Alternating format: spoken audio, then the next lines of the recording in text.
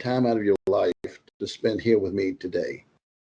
We're going to have a little fun, and my hope is that you leave this online class better prepared to make informed decisions about your financial future. Now, it does look like there's some attendees getting logged in, so let's give them a few minutes before we get started. I'd like to go over some quick housekeeping items in your today's webinar experience. First, notice there's a chat tool. You can use this to communicate with me and my support team, helping behind the scenes throughout the webinar. Please remember, everything you write in the chat will be visible to other attendees, so please keep it PG.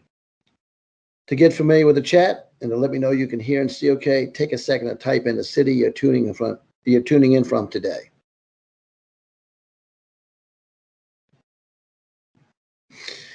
For any private questions you'd like me to try and answer if time permits, please use the Q&A section. These questions will only be seen by me and my staff.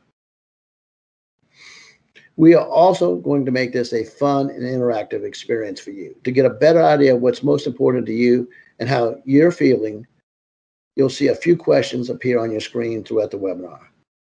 I highly encourage you to participate in the polls, as your responses will help me guide our conversation today in the right direction. Lastly, the handout section contains several documents that expand upon the information I'll be covering. Feel free to click on any of these and download them to your device. All right, it looks like all of our guests today have logged in successfully. We're ready to get started. First off, I'd like to tell you a little bit about myself. I've been in the financial services business over 25 years as a registered principal in the investment firm. My current firm is Centaurus Financial, based out of Anaheim, California. Personally, like I said, I've been involved with investment business over 25 years, actually longer, since I actually physically started investing when I was 19 years old. I'm a graduate of the University of Texas. I actually split my time between Mechanicsville, Virginia, where I home, and also home at Oak Island, North Carolina, and I maintain an office in both locations. I'm an active volunteer with the Shamrock Rescue Foundation. They specialize, it's a no-kill shelter based in California. I've been involved with dog and animal rescue for over 20 years, and I'm very proud of that. And I have a charity golf tournament every year to benefit the Shamrock Rescue Foundation. I currently hold a Series 7, 24, and 63 license, along with an insurance and annuity license with Centaurus Financial. So let's begin with retirement challenges facing investors today. All right, there's a chart on your screen there that says what we do for our clients. Basically, what we like to do is provide a chance to work with you on all assets that affect your financial future and your financial hopes and goals. We specialize in working with retirement income planning, whether you're currently retired or about to retire, or you're well established in retirement already. We also get very involved with legacy planning. That means who you want to possibly leave money to from this world when you pass on. Tax mitigation is another thing. Taxes are a concern for every investor, and that's what we like to work with, help mitigate your exposure to taxes and help you any way possible to make sure that you receive as much of a benefit to your investments and that you don't have to give it all to Uncle Sam. Asset management, we specialize in, again, all forms of assets. We do stocks, bonds, mutual funds, and about everything with money that we can do to help you create your financial future. We also offer alternative investments, which include a number of myriad of different investments, including real estate investment trust and other situations like that. And also one of the most important things I get involved with, especially with my clients as they approach age 61 and 62, is Social Security planning. And that's a big thing where we actually sit down and discuss your Social Security situation and making sure that we take advantage of that and make sure that it is the right time for you to take Social Security on your personal situation.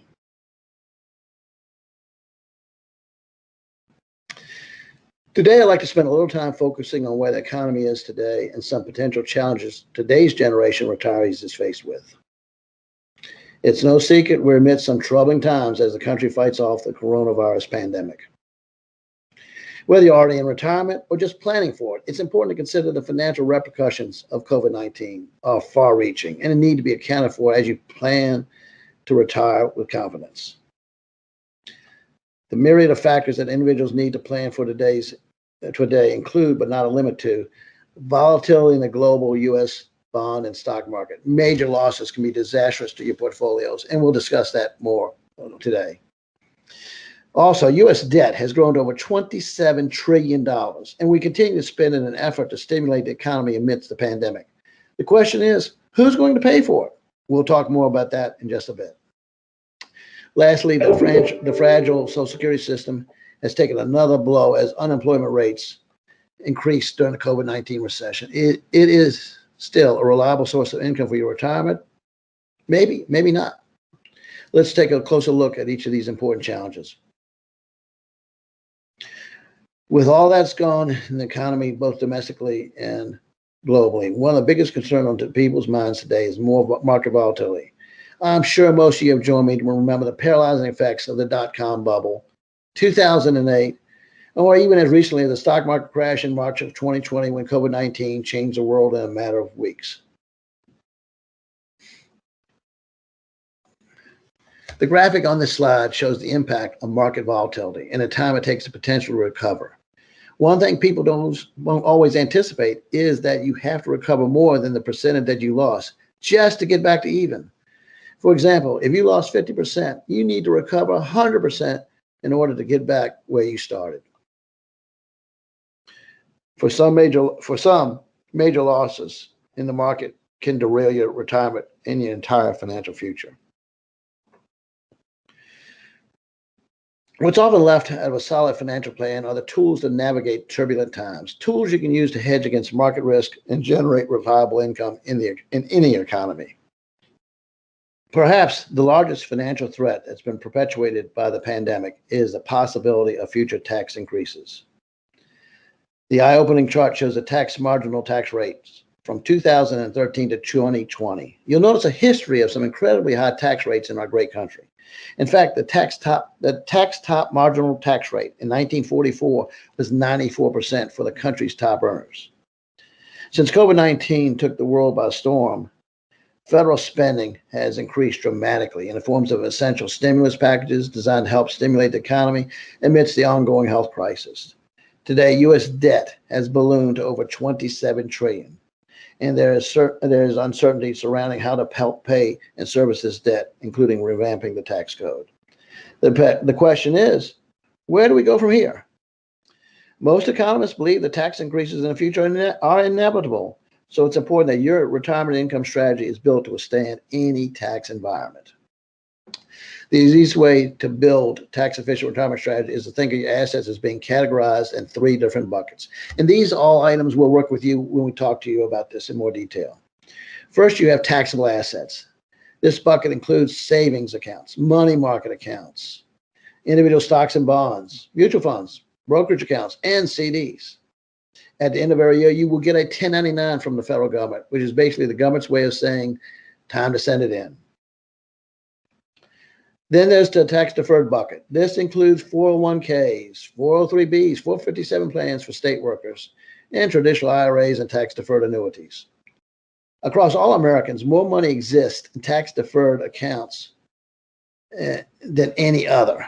As the name implies, you don't own any taxes on these accounts immediately, but you will have to pay upon distribution in the future. Uncle Sam always gets paid sooner or later. It's like the old say, pay me now, pay me later. Lastly, there's a tax-free bucket, which includes Roth IRAs, Roth 401ks, and properly designed cash value life insurance. The name tax-free doesn't mean these aren't any taxes owed on these items. It simply means that you pay them upon contribution to the account at today's rates and take income withdrawals tax-free in the future, avoiding the potentially disastrous impact of tax increases. Tax planning is a crucial part of a reliable retirement strategy, and we help our clients to navigate the best options for their situation every day. If you want to learn more how we can convert your assets into tax-free income, please be sure to schedule for a complimentary strategy session when you see the pop-up here on your screen. Social Security, which began in 1935 as a government-issued annuity to supplement retirement income, is a major source of income for retirees today. In fact, for about half American seniors, it provides at least half of their total income. And for 1 in 4 seniors, it represents 90% of their income. The bigger chatter today is the longevity of the Social Security program. While all projections are purely speculative, the Social Security Board of Trustees has been warning for years that the program faces funding shortfalls. In April 2020, they released the annual report on the trust funds that finance the program. The report projects that the combined old age and survivor insurance and disability insurance programs will be depleted in early 2035, at which point scheduled benefits will be reduced by 21% to all beneficiaries. This report's projections did not take into account the effects of the coronavirus pandemic. Due to the recession caused by the pandemic, program costs and revenues are expected to change in various ways. One major impact is a decline in payroll tax revenues due to increased unemployment throughout the country. While it's unlikely Social Security runs out, it is possible that the benefits you receive could be reduced, making it important to have a guaranteed income plan built to last through retirement. Before I introduce our special guest for today, I want to discuss an important piece of legislation that brings changes for long-term retirement savings and affects Americans of every age. The SECURE Act, basically setting every community up for retirement enhancement of 2019, went into effect on January 1st, 2020, and introduced many key changes to the retirement landscape. With that in mind, we'll focus on three important points of it. Prior to the passing of the SECURE Act, you were required to take withdrawals from a traditional IRA by April 1st of the year you turned 70 and a half. These withdrawals were known as required minimum distributions, or RMDs, as many people call them. The SECURE Act pushed the limit up to age 72, allowing for IRA owners to defer paying tax for those funds while they continue to grow for a little bit longer. Workers with an individual retirement account used to be able to only contribute up to age 70 and a half, but that age limit has now been removed. The SECURE Act allows you to contribute to your IRA at any age as long as you are still working. In 2021, the contribution limit for an IRA is $6,000 or $7,000 if you're over 50 or older, as they call the catch-up provision. If you and your spouse are 71 or older in 2020 and still working, you can contribute up to $7,000 to an IRA for each of you. So a total of $14,000 total. This gives you a valuable tax deduction and helps you to save more for retirement. Before the SECURE Act was passed, those who inherited IRAs could stretch out the withdrawals and require tax payments for each distribution over their life expectancy. This was known as the stretch IRA provision, which has since been eliminated. Now for retirement account owners who pass away after January 1st, 2020, beneficiaries may be required to withdraw assets in an inherited IRA or 401k within 10 years. Without proper planning, this could create a substantial tax burden for your IRA beneficiaries. There are, however, a variety of exceptions to the new 10-year rule, including a surviving spouse, minor children, disabled and chronically ill beneficiaries, beneficiaries up to 10 years younger than the IRA owner. If you were considering a stretch IRA, it may be worth revisiting your situation under the SECURE Act with a financial professional and estate planner. All right, folks, I'd now like to introduce you to an invaluable resource to my firm and our clients, Charlie Yoakum. Charlie represents WealthVest, a financial services firm that specializes in research and tools to help advisors like myself nationwide provide reliable income for their clients. He has spoken at hundreds of national public events concerning financial stability, timing risk, and the realities of retirement today. Charlie, thanks so much for being with us today. With that, I'll turn the time over to you.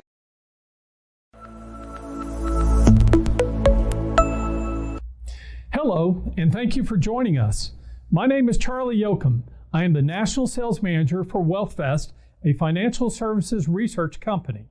The topic of my presentation today is retirement realities, and I'll be sharing with you a few strategies and techniques to help you enhance your portfolio and efficiently grow your retirement assets. You know, the quest for a comfortable retirement has never been more challenging. Americans are living longer, healthcare costs are rising, volatility in the market has increased, and pension plans are disappearing. In the next few minutes, we are going to walk through various ideas which focus on safety of principal, sustainable income, and tax-advantaged investing. Importantly, we will also discuss the advantages of working with a financial professional to design and customize your retirement plans to meet your needs. Before we begin, it's important to note that this workshop is for educational purposes only, and we are not giving investment advice or acting in a fiduciary capacity. All investment advice should come from your financial professional who can assist you in evaluating the suitability of any financial product in the context of your own best interest and your retirement planning and needs. The WealthVest 2021 Survey of Investors on Risk was a nationwide survey of individuals 45 years of age and older, including retirees and pre-retirees. These respondents were self-described investors, and most of them have been investing for over 15 years. 52% of the survey participants were female and 48% were male.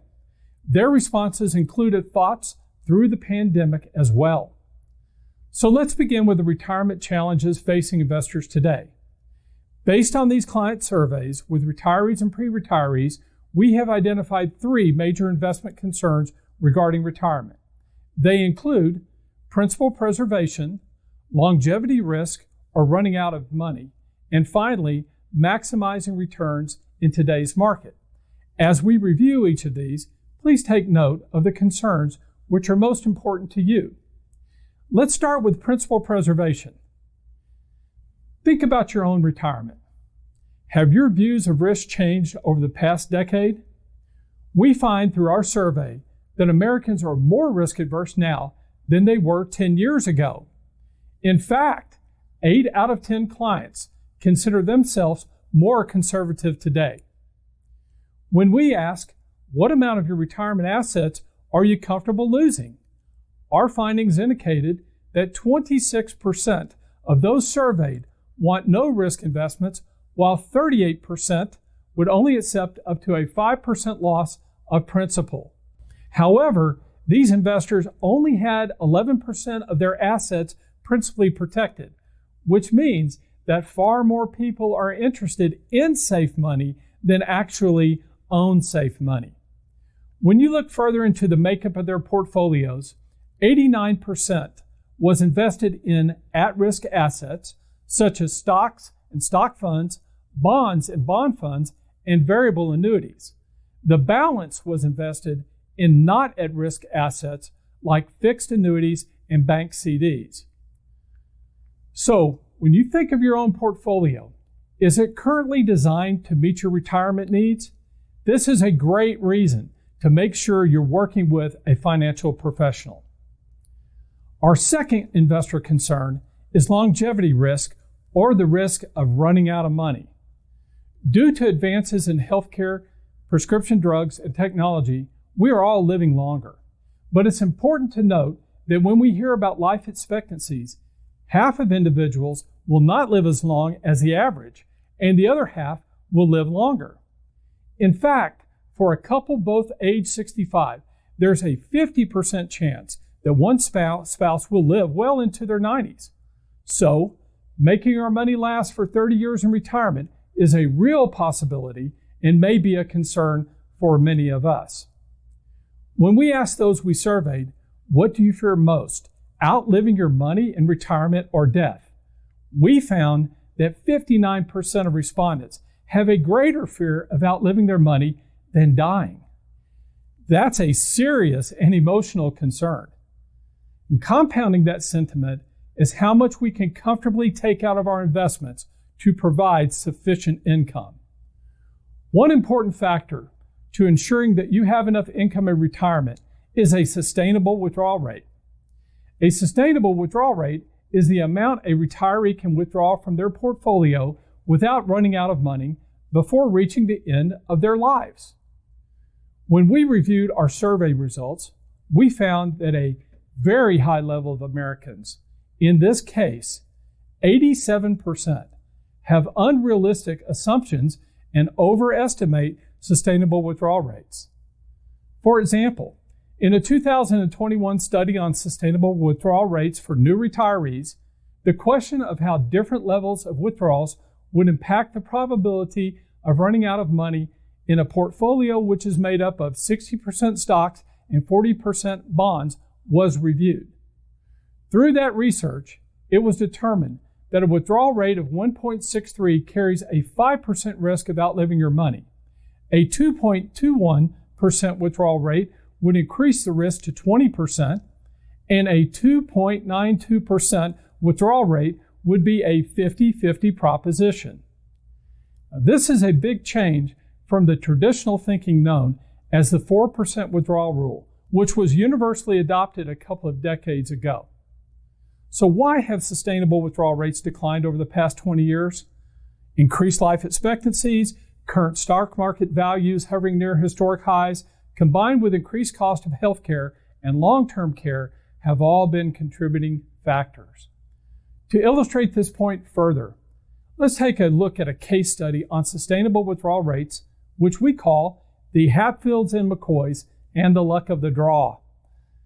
By retirement at age 65, both the Hatfields and McCoys have worked hard enough to put away $500,000 for their future. As they settle into their new life after work, they leave their retirement funds in the stock market. Now, both couples are prudent and invested into the Standard & Poor's 500 index, or the S&P 500, which represents a weighted index of the 500 largest publicly traded companies in the stock market. Factoring for inflation, by using a 2.4% rise in their annual income to accommodate it, they take only 4% of their stock market portfolio out every year. The McCoys experience S&P 500 returns from 1979 to 2009, while the Hatfields experience the same returns in the opposite chronological order. Now, both families achieved a 9% average annual return in the S&P 500 over these 30-year periods. So what were the results? The McCoys were able to withdraw a total of $864,000 and still have $2.7 million left over. On the other hand, the Hatfields experienced early negative returns in the S&P 500, and that had a profound effect on their retirement nest egg. And consequently, they ran out of retirement income after taking out a total of $682,000. This hypothetical example highlights a sequence of return risk. Keep in mind that your net return doesn't always tell the whole story. Your sequence of returns can be critically important as well.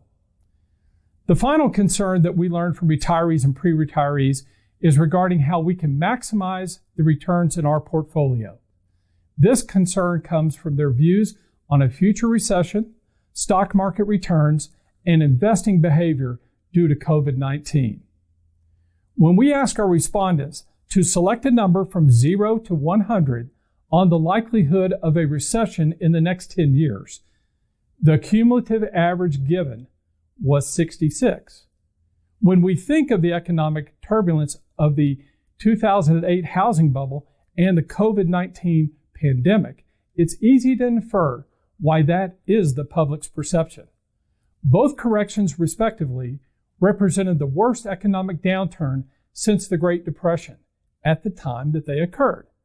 They had a fundamental impact on investors' mindset as well as portfolios. Another part of our survey focused on investors' future prospects for the growth of the stock market. For perspective, looking back over the past 140 years, the 10-year stock market returns have averaged 9.2%. However, between 2010 and 2020, the S&P outperformed the long-standing historical average with an annual return of 13.6%. We found in our survey that the contrast between respondents and historical returns has been quite significant. For example, roughly 15% of respondents stated that a 10% return over the next decade was likely, but the bulk of participants, approximately 29%, stated that a 6% return was most likely. Furthermore, another 10% of those surveyed thought that the stock market would depreciate in value over the next 10 years. But when asked, the prevailing thoughts by 90% of individuals was that the stock market returns would be lower over the next decade. When we launched our first Retirement Realities survey in 2015, the 2008 correction was still on our survey respondents' minds. However, as of 2020, the COVID-19 correction is another consideration. While 61% of respondents stated that their investing behavior is unchanged as a result of COVID, 27% of those surveyed stated that they are more cautious as a result. This is by no means an insignificant percentage of respondents, and when we ask questions pertaining to what the next decade would look like, there certainly seems to be an overall bearish sentiment. And as history has shown us, bear markets can be difficult to withstand for two major reasons. First is the impact of the portfolio loss, and second is what's known as a consequence of those losses. Now, in a bear market, the consequence of loss is lost time. That's the time which is needed to recover from a falling stock market that can typically exceed 5 years from initial losses back to full recovery. Keep in mind that as we all age, we have less time available to invest, so portfolio losses become much more difficult to overcome. The unpredictable nature of the stock market makes finding new ways to invest an important fundamental to maximizing returns. Now that we have reviewed the concerns, let's turn our attention to a potential solution: a fixed indexed annuity. A fixed indexed annuity addresses our previous investor concerns as it has the benefits of protection of principal, lifetime income options so you won't outlive your retirement savings, and tax advantage investing to maximize returns.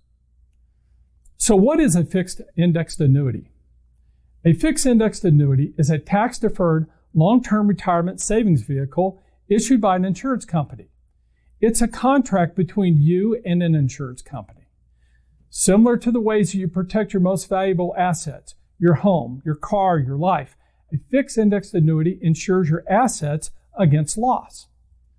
A fixed indexed annuity will track a stock market index, and gains will typically be credited on the client's contract anniversary up to a cap or based on a certain level of market participation. Clients have the option of choosing a variety of different crediting strategies, including a fixed rate. And because you're not directly buying shares of any stock or stock market index, your principal is not at risk. In addition, a fixed indexed annuity also provides credited interest and a death benefit for beneficiaries that avoids the delays and costs normally associated with the probate courts. Now, to address the concerns of principal protection, let's compare it to other investment options. When reviewing the risk and return to other types of products, you will notice that a fixed indexed annuity is an investment that fits at the top end of the principal protected spectrum. To illustrate just how a fixed indexed annuity works, we've selected a time period from 1999 to 2009 with a $100,000 investment. During that 10-year period, we compare the performance of the S&P 500 to that of a fixed indexed annuity with a 5% upside cap. This period of time was chosen to illustrate stock market gains and losses, which happen frequently throughout that decade. We will start with the S&P 500, which once again is a weighted index of the 500 largest publicly traded companies in the stock market today. In the very first year, the client does quite well, as a $100,000 initial investment grows to $119,000.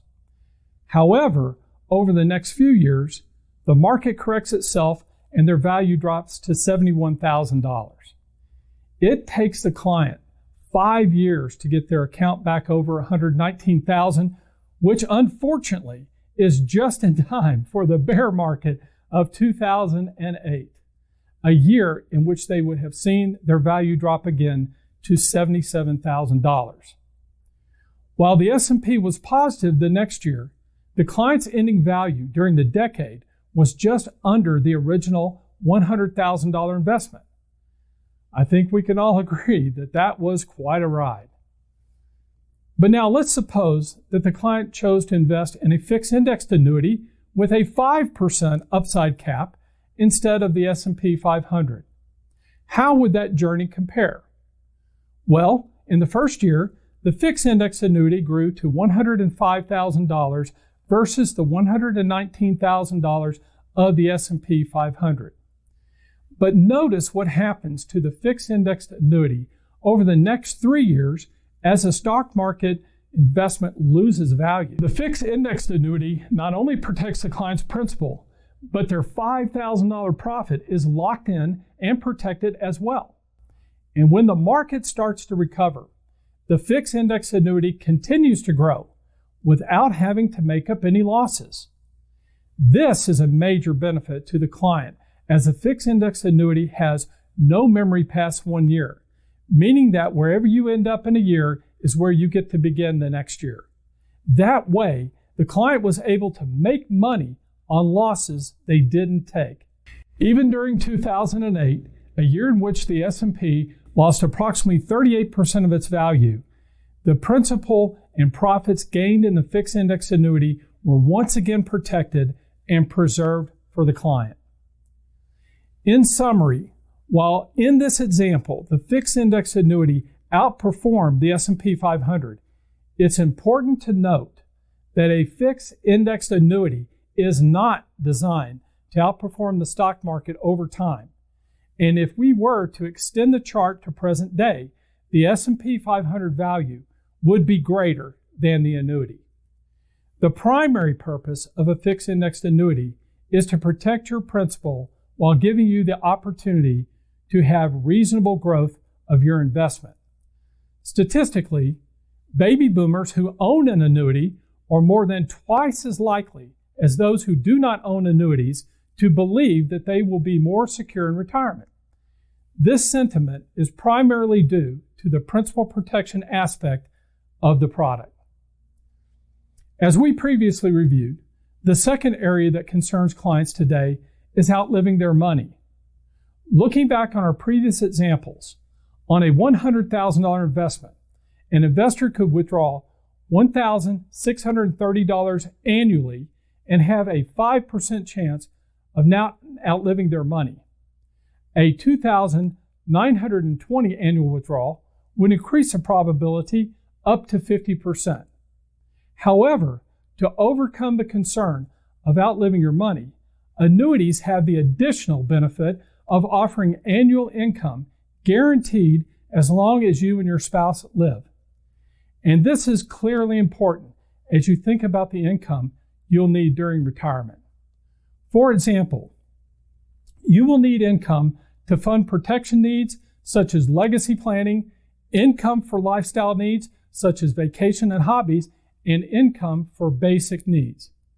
But first and foremost, you will need to fund your basic or guaranteed expenses, which include food, housing, transportation, medical, and taxes. These type of expenses are guaranteed to be with all of us throughout our lifetimes, as they are non-discretionary. This is where the lifetime aspect of an annuity works best, due to the fact that a fundamental part of any successful income plan starts with the premise that guaranteed lifetime expenses need to be funded with guaranteed sources of lifetime income. Those lifetime income sources include Social Security, pension plans, and payments from an annuity plan. Now, although most of us are likely to have Social Security lifetime payments, I think we can all agree that Social Security was never designed to cover all of our retirement expenses. And when it comes to pensions, less than 2 out of 10 Americans today currently have a guaranteed lifetime pension plan. Now, that's quite different than in years past. A simple exercise that you can do with your financial advisor is to total up your basic guaranteed expenses and match those with your basic sources of guaranteed lifetime income. By subtracting the income sources from the expenses, this will illustrate if you have a gap that needs to be addressed. If so, your advisor may recommend a fixed index annuity that includes a guaranteed lifetime withdrawal benefit, which may provide a remedy to your shortfall in basic lifetime income needs, giving you peace of mind with income you can count on. To address the final concern that retirees and pre-retirees have in regards to maximizing their returns today, fixed indexed annuities have the extra advantage of growing tax deferred. What this means is that unlike their taxable counterparts in which taxes are due annually, a tax deferred annuity is only taxed when you decide to make a withdrawal. In other words, you will not receive a 1099 income tax form until you withdraw your money. One of the most effective ways to create efficiencies in your existing portfolio is to eliminate unnecessary taxes. For example, here's how taxes can impact your returns. Let's look at a taxable investment earning 6%. If the investor is in the 12% income tax bracket, after taxes are accounted for, their return drops down to 5.28%. When taxes are applied to the 24% income tax bracket, the return falls further to 4.56%. And for someone in the top tax bracket of 37%, the 6% return after taxes is just 3.78%. Understanding the impact that taxes can have on our portfolio is one of the most important factors in our ability to grow our investments. To explain this concept further, let's introduce a financial principle known as the Rule of 72. The Rule of 72 is a mathematical formula that tells us how many years it takes to double our money based on our net return. If you take your net return, also known as after-tax return, and divide it into the whole number 72, it will tell you how long it takes to double your money. For example, if you have an investment that has an after-tax return of 6%, dividing 6 into the whole number 72 will tell you that it will take you 12 years to double your money. To expand on this, let's compare an investment of $100,000 earning 6% with and without taxes. A taxable investment earning 6% after paying a third back in taxes or 2% leaves a net return of 4%. 4 divided into 72 tells us that this investment will double in value every 18 years. So, an investor with $100,000 at age 50 would see his investment double at age 68 to $200,000, and then 18 years later, at age 86, $200,000 would double to $400,000. On the tax-deferred side, a 6% return without taxes nets 6%. As we previously reviewed, dividing 6 into the whole number 72 means that the money will double every 12 years.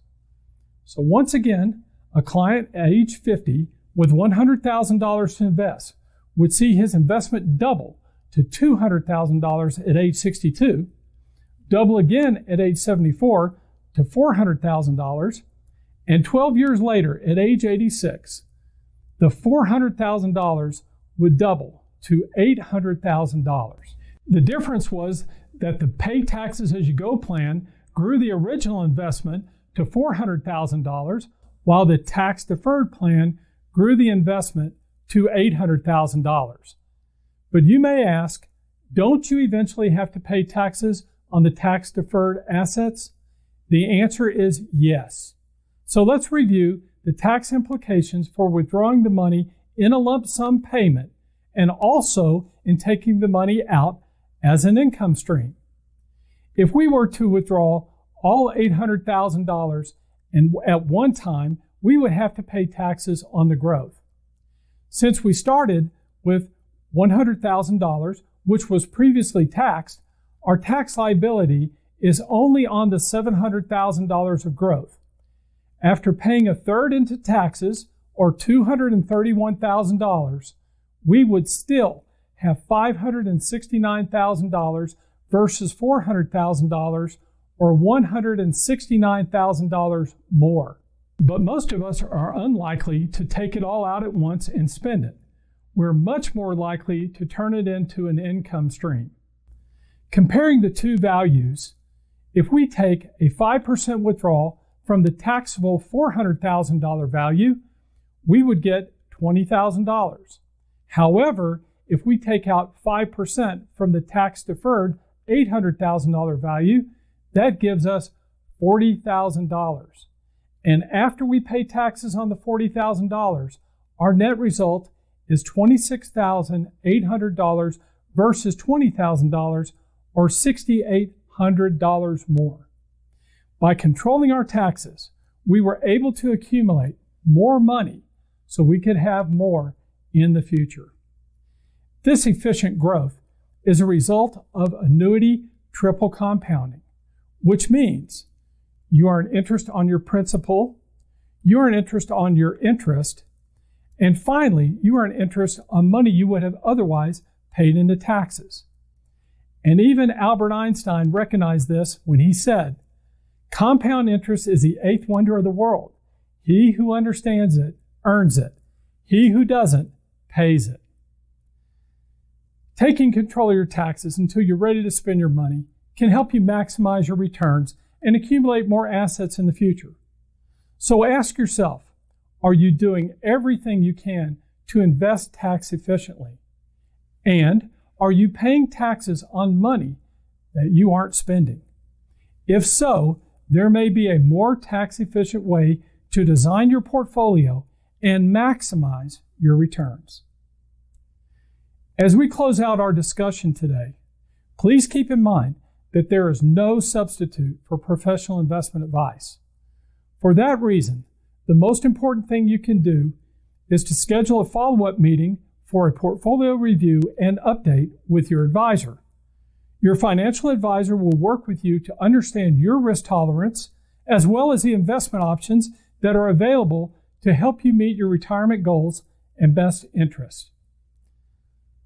It's certainly been my pleasure to speak to you today regarding the concerns and potential solutions that we all need to consider as we address retirement realities. Thank you again for your time and attention and for joining us today.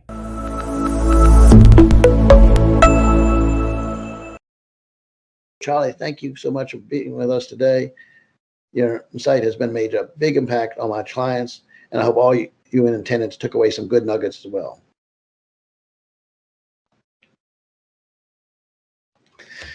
All right, folks, congratulations. You've already taken one important step in getting educated on some of the biggest challenges facing Americans today. As a next step, I'd like to invite you to join me for a complimentary, no-obligation strategy session to answer any questions you might have. I've set aside time on my calendar to meet with all of today's attendees. We can meet virtually, on a Zoom call, or in person at my office, or in your home if you feel comfortable there too. We'll keep our office clean and COVID-free, and all our staff members wear masks and when it's appropriate to do so.